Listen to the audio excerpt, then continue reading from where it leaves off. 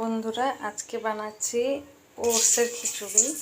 তাই তেলটা গরম হয়েছিল, এবার একটা শুকনো লঙ্কা ফোড়ন দিয়ে দিলাম। শুকনো লঙ্কাটা ভাজি হয়েছে, এবার দিব জিরা, তারপর দেব কারি পাতা। কারি পাতা সবাই জানে। তারপর পেঁয়াজ দেব,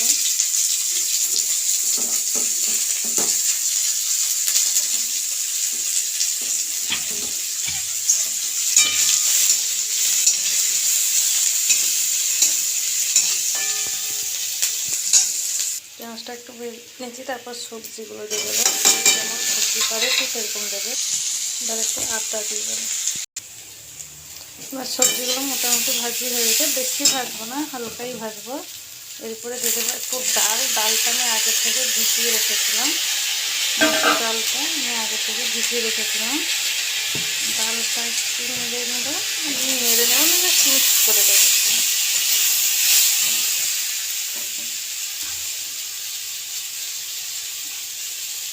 এরপর দিয়ে দেবো ওটস।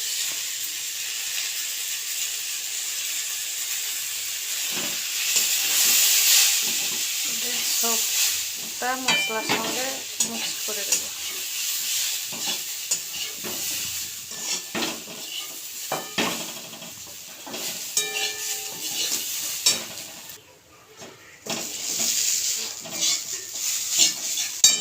এরপর দিয়ে দেব পরিমাণ মতন হলুদ গুঁড়ো, পরিমাণ মতন লবণ। আমি আলু এতে একটু ভাজিতে একটু লবণ দিয়েছিলাম, তাই বেশি দেব না, যে যা দেখে দেবে। তারপর দিয়ে দেবো একটু গরম মশলা গুঁড়া। আর আমি চিনি খাই না, আপনারা যদি কেউ চিনি খেতে পছন্দ করেন তাহলে একটু হালকা চিনি দিয়ে দেবেন। এরপর সবটা মিক্সড করে পরিমাণ মতন জল দিয়ে দেবেন।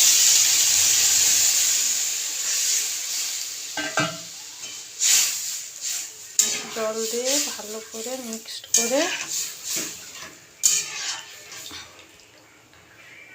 পুরো হালকা আছে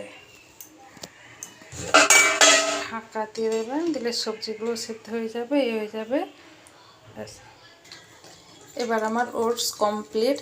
এবার যদি কারো কাছে ধনেপাতা থাকে, উপরে একটু ধনেপাতা, একটু ঘি দিয়ে দিতে পারেন।